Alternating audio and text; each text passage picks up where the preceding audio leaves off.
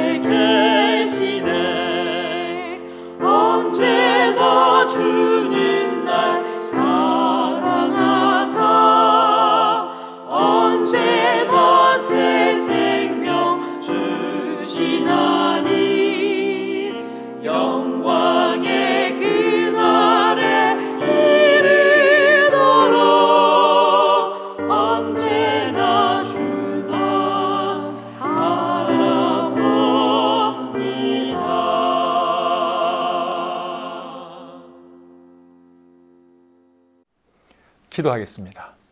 하나님 아버지, 오늘도 하나님 은혜 가운데 하루 생활 잘 마치게 해주시고 또 이 밤에 우리 사랑하는 가족들과 함께 주님을 예배할 수 있으니 감사합니다. 온라인으로 드리는 예배지만 하나님 우리의 예배를 기쁘게 받아주시고 또 집중해서 하나님을 잘 예배할 수 있도록 도와주시옵소서. 오늘 또 들려주실 그 말씀을 기대합니다. 하나님의 음성에 귀 기울이는 이 시간 되도록 도와주시고 또 이 말씀대로 우리가 살아감으로 하나님 보시기에 합당하고 또 지혜로운 그런 삶을 살게 해 주시옵소서. 마칠 때까지 하나님께서 함께 해주시기를 간절히 원하오며 예수님의 이름으로 기도합니다. 아멘. 찬송 한 곡 더 부르겠습니다.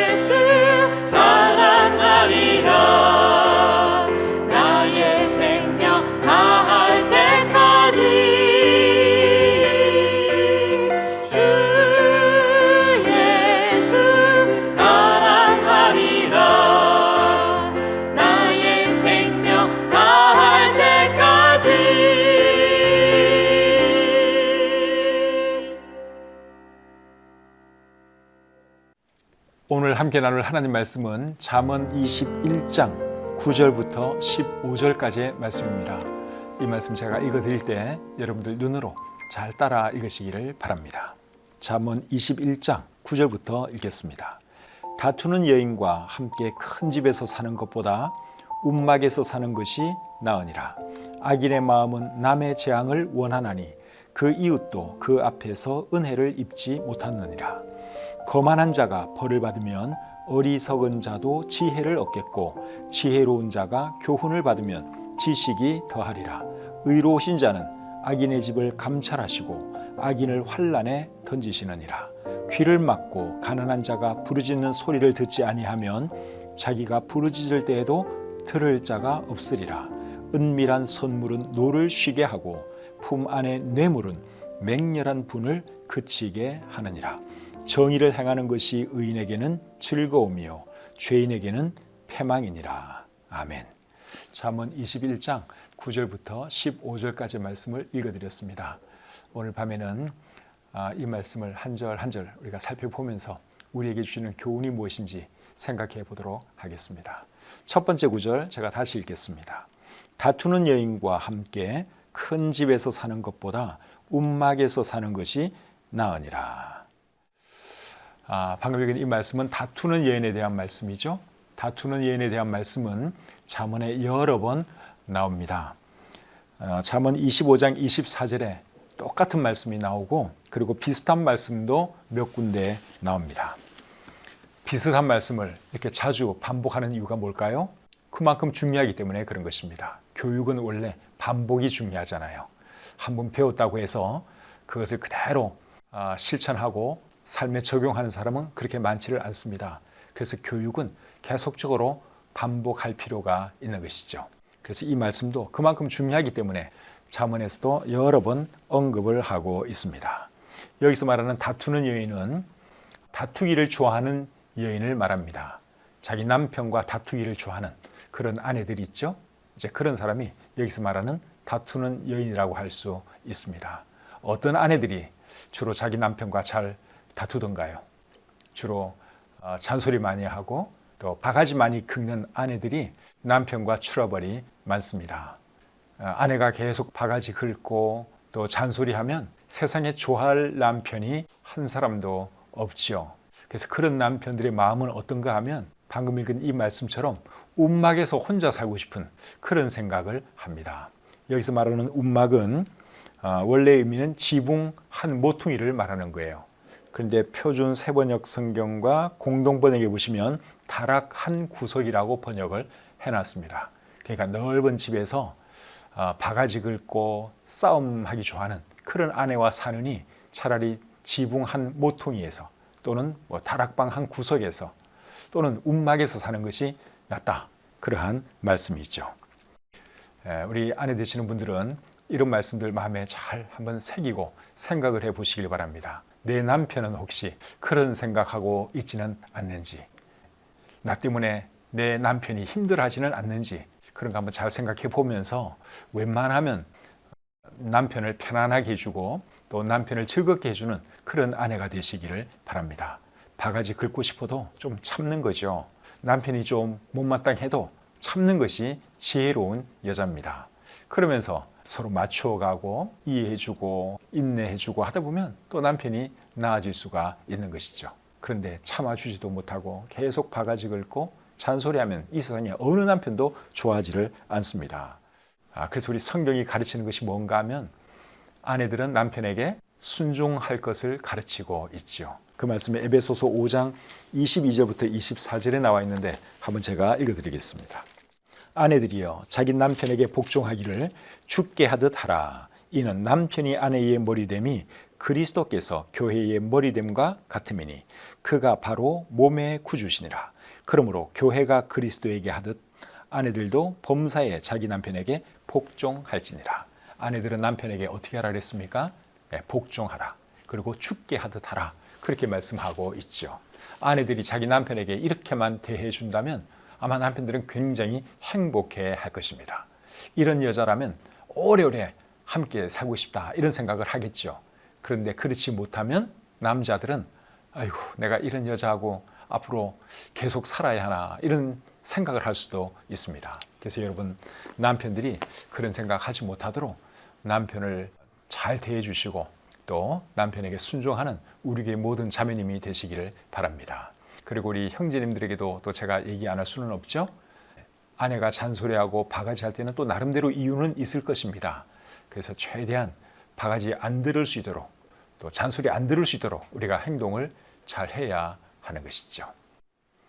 그 다음 말씀은 10절입니다. 10절 보겠습니다. 악인의 마음은 남의 재앙을 원하나니 그 이웃도 그 앞에서 은혜를 입지 못하느니라.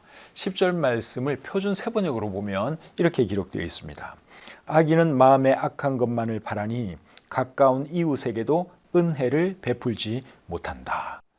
악인들은 은혜 베풀고 하는 것을 잘 못합니다. 악인에게는 악만 있는 것이죠. 그러니까 남에게 선대한다든가 또 은혜를 베푼다든가 이런 거 잘 못합니다. 그렇기 때문에 악인 곁에는 사실 가지 않는 것이 좋습니다. 악인 옆에 있어봐야 좋을 거 하나도 없습니다. 그들이 우리에게 은혜 베풀어 줄 것도 아니고 선을 행할 것도 아니기 때문에 그런 것이죠. 그래서 악인은 거리를 두는 것이 좋아요. 그게 지혜로운 사람입니다. 그리고 우리 자신도 악인이 되지 않도록 노력을 해야 하는 것이죠. 방금 읽은 이 말씀에 의하면 어떤 사람이 악인입니까? 은혜 베풀 줄 모르는 사람이 악인인 거죠. 이웃에게 은혜 베풀 줄 모르는 사람, 그런 사람이 악인이라고 10절이 우리에게 말씀해 주고 있습니다. 마태복음 18장에 보시면 왕으로부터 10,000달란트 빚을 탕감받은 사람의 이야기가 나오죠. 10,000달란트 같으면 굉장히 큰 돈입니다. 큰 돈을 탕감받았으니 얼마나 감사하고 얼마나 기뻤겠습니까? 근데 이 사람이 이제 기뻐하면서 집으로 돌아가다가 자기에게 100데나리온 빚진 사람을 붙들고는 어떻게 합니까? 멱살을 잡고 돈 내놓으라고 난리를 부리죠. 그래서 결국 왕이 그 소식을 듣고 어떻게 해요? 10,000달란트 탕감해 준 거 그거 다 취소합니다. 그리고 그 사람을 감옥에 집어넣으라고 명령을 내리죠. 그리고 왕이 그 사람에 대해서 어떻게 표현했는가 하면 악한 종이라 그랬어요. 악한 종. 내가 너에게 큰 돈을 탕감해 주었는데 너는 적은 100데나리온 그거 탕감 못 해주느냐. 그러면서 악한 종이라고 지적을 했습니다. 그래서 어떤 사람이 악한 사람이냐? 은혜 베풀지 않는 사람이 악한 사람이에요. 여러분, 우리 자신은 혹시 악한 사람이 아닌지 한번 잘 돌아보시기를 바랍니다. 남에 대해서 은혜 베풀 줄 모르면 우리가 악한 사람인 거죠. 용서할 줄 모르면 우리가 악한 사람입니다. 그래서 우리가 악한 사람 되면 안 되겠죠? 용서할 줄 알고 은혜 베풀 줄 아는 그런 선한 사람이 되어야 합니다. 11절 말씀 보겠습니다. 거만한 자가 벌을 받으면 어리석은 자도 지혜를 얻겠고 지혜로운 자가 교훈을 받으면 지식이 더하리라. 사람을 칭찬할 때는 다른 사람이 있는 데에서 칭찬해 주는 것이 좋습니다. 반대로 책망할 일이 있을 때는 다른 사람 없는 데서 책망하는 것이 원래는 맞는 거예요. 그런데 상황에 따라서는 사람들이 있을 때 책망하는 것도 나쁘지는 않습니다. 왜 그런가 하면 다른 사람이 있을 때 책망을 하면 그 사람 주위에 있던 사람들이 같이 정신을 차리기 때문에 그렇죠. 그것이 11절 말씀이 우리에게 말씀하는 내용이에요. 앞부분 제가 다시 한번 읽어보겠습니다. 거만한 자가 벌을 받으면 어리석은 자도 지혜를 얻겠고. 그래서 거만한 자를 책망하면 그 옆에 있던 다른 어리석은 사람도 정신을 차린다는 것이죠. 그래서 책망할 때 원래는 개별적으로 책망하는 것이 이게 원칙이지만 경우에 따라서는 교육 효과를 위해서 사람들이 있는 데서 책망하는 것도 필요하다 하는 것이죠. 그리고 하반절에 하는 말씀은 뭡니까? 지혜로운 자가 교훈을 받으면 지식이 더하리라. 그러니까 책망은 꼭 어리석은 사람, 교만한 사람만 필요한 것이 아니라 지혜로운 사람도 때로는 책망받을 필요가 있다. 그 말씀이죠. 지혜로운 사람이라고 해서 항상 잘하는 것은 아니잖아요. 잘못할 때도 있겠죠? 그러면 지혜로운 사람이라고 할지라도 책망 들어야 하는 것입니다. 근데 지혜로운 자가 책망을 들으면 어떻게 된다 그랬습니까? 지식이 더할 것이다. 그렇게 말씀을 하고 있죠. 그래서 지혜로운 사람은 누군가로부터 책망을 들으면 이제 자식이 더 지혜로워질 것을 생각하면서 책망해주는 그 사람에 대해서 고마워합니다. 그런데 어리석은 사람, 교만한 사람들은 어떻게 하는 줄 아세요? 누군가가 책망을 하잖아요. 그러면 싫어합니다. 책망하는 그 사람을 미워합니다. 그게 지혜로운 사람과 어리석은 사람의 차이예요. 우리 자신은 어리석은 사람에 더 가까운지 지혜로운 사람에 더 가까운지 책망 들었을 때 우리가 어떤 반응을 보이는지 그거 생각해 보면 답이 나옵니다.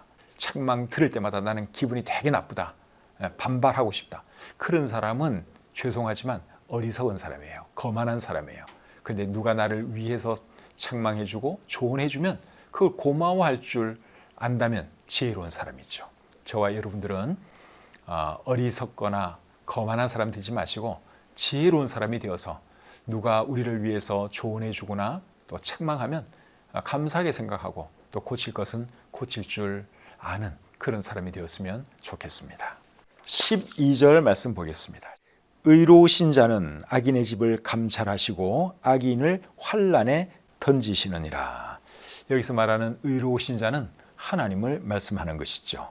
그래서 우리 하나님은 악인의 집을 감찰하시고 환란에 던지신다. 그렇게 말씀하고 있습니다. 근데 악인은 이런 사실을 알까요? 모를까요? 모르죠. 모르니까 악인이 되는 거예요. 하나님 없다고 생각하니까 자기 마음대로 악한 일을 하면서 살아가는 것입니다. 그래서 전도서 8장 11절은 이렇게 말합니다. 악한 일에 관한 징벌이 속히 실행되지 아니하므로 인생들이 악을 행하는 데에 마음이 담대하도다. 자기가 악한 일을 해도 갑자기 심판이 임하지 않다 보니 하나님이 안 계신다고 생각을 하는 거예요. 그래서 계속 악을 행하면서 살아가고 있습니다. 그런데 우리 하나님은 악인이 하는 그 모든 것을 다 보고 계신다고 하는 사실이에요. 그 사실을 잊으면 안 됩니다. 보고 계시다가 어떻게 합니까? 심판하십니다. 하나님이 참다가 결국은 어떻게 하시느냐? 심판하십니다. 그런데 여러분, 악인이 악을 행하는 그 근본적인 이유가 뭔가 하면 하나님을 모르는 것이 그들의 그 원인입니다. 하나님을 경외한 마음 없는 것이 악인들이 악을 행하는 근본적인 이유예요. 로마서 1장 28절과 29절에 보시면 이런 말씀이 있습니다. 또한 그들이 마음에 하나님 두기를 싫어하매 하나님께서 그들을 그 상실한 마음대로 내버려 두사 합당하지 못한 일을 하게 하셨으니 곧 모든 불의, 추악, 탐욕, 악의가 가득한 자요. 이렇게 쭉 이제 악한 일들을 언급하고 있는데 이 모든 악행의 시작은 뭐냐? 하나님 두기를 싫어하는 거예요. 마음에 하나님 두기를 싫어하는 그것이 악인들의 근본적인 문제다 하는 것입니다. 그러나 우리 하나님은 살아계시고 악행에 대해서는 반드시 심판하시는 분이다 하는 것을 잊으면 안 됩니다. 전도서 12장 13절과 14절에 이런 말씀이 있습니다. 일의 결국을 다 들었으니 하나님을 경외하고 그의 명령들을 지킬지어다. 이것이 모든 사람의 본분이니라. 하나님은 모든 행위와 모든 은밀한 일을 선악간에 심판하시리라. 우리 하나님께서 모든 것에 대해서 심판하신다고 말씀을 하고 있죠. 그래서 이런 말씀 우리 마음에 잘 새기고 늘 하나님 두려워하면서 내가 무엇을 행하느냐, 어떤 말을 하느냐 늘 조심하며 살아가시기를 바랍니다. 13절 보겠습니다. 귀를 막고 가난한 자가 부르짖는 소리를 듣지 아니하면 자기가 부르짖을 때에도 들을 자가 없으리라. 그러니까 가난한 자가 부르짖으면 어떻게 하라는 것입니까? 도와주라는 말이죠. 가난한 사람이 부르짖을 때 도와주면 내가 가난해졌을 때 그래서 도움을 청하면 또 누군가가 나를 도와줄 것이다. 그러한 말씀이죠. 잠언 19장 17절에 보시면 이런 말씀이 있습니다. 가난한 자를 불쌍히 여기는 것은 여호와께 구워드리는 것이니 그의 선행을 그에게 갚아 주시리라. 우리가 가난한 사람들 도와주고 어려운 사람들 도와주면 그것이 낭비가 아닙니다. 하나님께서 다 기억해 주시고 반드시 갚아 주십니다. 우리가 행한 것 이상으로 갚아 주십니다. 그래서 어려운 사람들이 있으면 여러분 최선을 다해서 도울 힘이 없으면 어쩔 수는 없는데요. 도울 힘이 조금이라도 있으면 어떻게 해서라도 도와주려고 노력하시길 바랍니다. 그렇게 하면 그 선이 결국은 누구에게로 돌아오겠어요? 나에게로 돌아오는 것이죠. 선을 행한 그 사람에게 돌아가게 되어 있습니다. 14절 보겠습니다. 은밀한 선물은 노를 쉬게 하고 품 안의 뇌물은 맹렬한 분을 그치게 하느니라. 이번에는 선물과 뇌물에 대해서 말씀을 하고 있습니다. 선물과 뇌물의 차이가 뭘까요? 선물은 그냥 자기가 좋아서 주는 거예요. 아무 기대하는 마음 없이 그냥 주는 거예요. 자기가 주고 싶어서 주는 거예요. 거기에 비해서 뇌물은 무엇을 기대하고 주면 그거는 이제 뇌물이 되는 것이죠. 근데 방금 읽은 이 말씀을 보니까 뇌물에 대해서 상당히 마치 좋은 것처럼 그렇게 기록을 하고 있습니다. 제가 다시 한번 읽어보겠습니다. 은밀한 선물은 노를 쉬게 하고 품 안의 뇌물은 맹렬한 분을 그치게 하느니라. 그러니까 뇌물을 상당히 긍정적으로 평가하고 있는 것 같죠? 근데 우리 성경은 어느 한 구절만 이렇게 보면 안 되고 전반적으로 볼 줄 알아야 합니다. 근데 성경은 절대로 뇌물을 좋게 보지 않아요. 뇌물은 안 좋은 것입니다. 출애굽기 23장 8절에 이런 말씀이 있습니다. 너는 뇌물을 받지 말라. 뇌물은 밝은 자의 눈을 어둡게 하고 의로운 자의 말을 굽게 하느니라. 뇌물 받지 말라고 말씀을 하고 있죠. 그 다음에 신명기 16장 19절은 또 이렇게 말합니다. 또 뇌물을 받지 말라. 뇌물은 지혜자의 눈을 어둡게 하고 의인의 말을 굽게 하느니라. 여기도 역시 비슷한 말씀을 하고 있고, 신명기 27장 25절은 또 이렇게 말합니다. 무죄한 자를 죽이려고 뇌물을 받는 자는 저주를 받을 것이라 할 것이요 모든 백성은 아멘 할지니라. 그래서 우리 성경은 절대로 뇌물에 대해서 좋게 말 안 해요. 근데 우리 잠언 말씀에 보면 뇌물에 대해서 마치 긍정적으로 말하는 것 같은 그런 구절이 한두 구절 있습니다. 근데 그거는 뇌물을 뭐 좋게 말하려고 하는 것이 아니라 그냥 사실을 얘기한 거예요. 뇌물을 주면 잘 통하는 것은 사실이잖아요. 그래서 그것을 말하는 것이지 뇌물 줘도 괜찮다. 일이 잘 안 풀릴 때는 뇌물이라도 줘라. 그런 뜻은 절대로 아니라고 하는 것을 여러분들이 이해하시기를 바랍니다. 마지막으로 15절 보겠습니다. 정의를 행하는 것이 의인에게는 즐거움이요 죄인에게는 패망이니라. 15절 말씀을 표준 세번역은 이렇게 번역하고 있습니다. 정의가 실현될 때에 의인은 기뻐하고 악인은 절망한다. 이제 대통령 선거가 곧 다가오는데 어떤 분을 대통령으로 뽑을 것인가 뭐 나름대로 다 생각들을 하고 계시겠죠. 근데 방금 읽은 이 말씀을 근거로 말씀드릴 것 같으면 어떤 사람을 대통령으로 뽑아야 되느냐?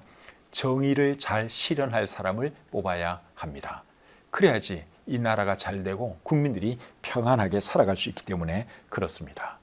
하나님께서 권세자들을 세우고 이 세상 정부를 세우시는데 대통령이나 정부를 하나님께서 세우시는 목적이 뭔 줄 아십니까? 하나님의 정의를 실현하도록 하기 위해서 권세자들도 세우고 정부도 세우는 것입니다. 그 말씀이 로마서 13장 4절에 나옵니다. 제가 한번 읽어드리겠습니다. 그는 하나님의 사역자가 되어 내게 선을 베푸는 자니라. 그러나 네가 악을 행하거든 두려워하라. 그가 공연히 칼을 가지지 아니하였으니 곧 하나님의 사역자가 되어 악을 행하는 자에게 진노하심을 따라 보응하는 자니라. 여기서 말하는 그는 하나님께서 세운 권세자를 말하는 거예요. 하나님께서 왜 권세자를 세우느냐? 잘하는 사람에게는 상을 주고 못하는 사람에게는 벌을 주도록 하기 위해서 하나님께서 세상의 권세자들을 세우는 것입니다. 그러니까 대통령이 존재하는 목적, 정부가 존재하는 목적은 결국은 뭡니까?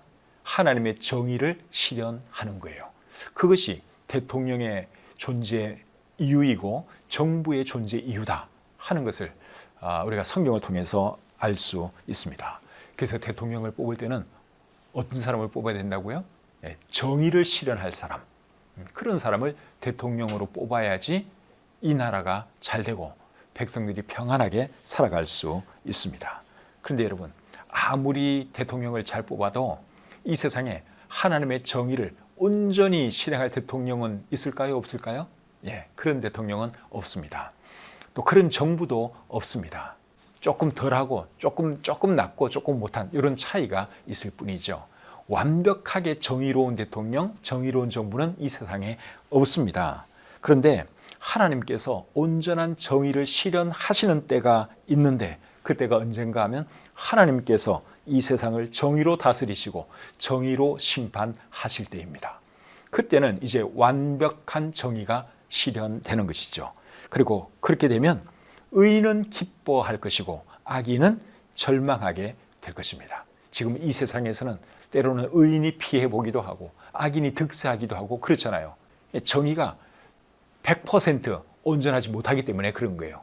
정의를 행해야 할 사람조차도 때로는 불의하기도 하고 공정하지 못할 때가 있는 것이죠. 그러나 하나님이 공의로 이 세상을 치리하시거나 심판하실 때는 정말 완벽하게 공의를 행할 것입니다. 그럴 때는 이제 정의를 추구했던 사람들은 기뻐할 것이고 반대로 악한 사람들은 이제 절망하게 되겠죠. 그래서 우리 그리스도인들은 어떤 사람이 되어야 되느냐? 하나님의 정의를 기뻐하고 하나님의 정의를 추구하는 그런 사람이 되어야 하는 것입니다. 또 대통령을 뽑을 때도 그런 사람을 우리가 뽑아야 하는 것이죠. 오늘 7구절 우리가 살펴보았는데 이 말씀 마음에 잘 새기시고 우리 삶 가운데 적용하면서 또 하나님 기뻐하시는 그리고 지혜로운 그런 삶을 살아가시는 저와 여러분들이 되시기를 우리 주님의 이름으로 축복합니다. 찬송 부르겠습니다.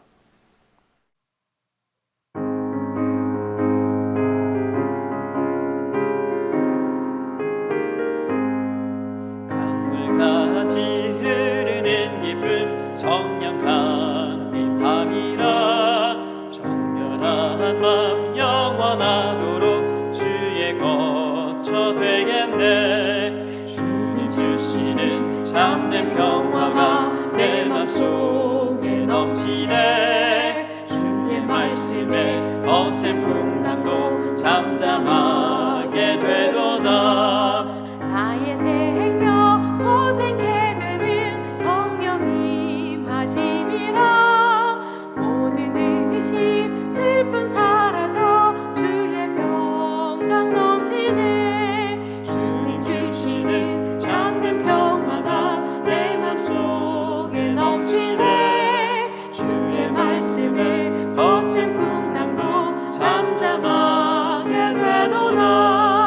하늘에서 단비 내리고 햇빛 찬란함같이 우리 마음에 성령 임하니 주님 보내심이라. 주님 주시는 참된 평화가 내 맘속에 넘치네. 주의 말씀에 거센 풍랑도 잠잠하게 되도다. 생명시에 넘쳐 흘러서 마른 광야 적시니 의의 열매 무르익어서 주수를 기다리네. 주님 주시는 참된 평화가 내 맘속에 넘치네. 주의 말씀에 거센 풍랑도 잠잠하게 되도다.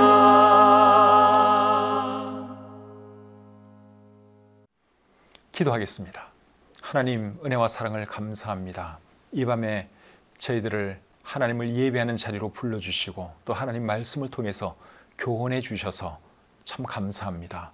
이런 말씀들 우리가 한 귀로 듣고 한 귀로 흘려버리지 않도록 도와주시고 우리의 마음에 잘 새기고 우리의 삶 가운데 실천하고 적용하며 살아가게 해 주시옵소서.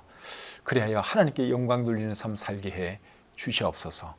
하나님 오늘 이 시간에 또 함께한 우리 성도님들로 인하여 감사합니다. 함께 예배드린 우리 어린 아이들, 어린 자녀들로 인하여 감사합니다. 축복해 주시고 우리 아이들 어릴 때부터 말씀 가운데 잘 자라서 정말 하나님께 큰 영광 돌리는 그런 우리 자녀들 되게 해 주시옵소서.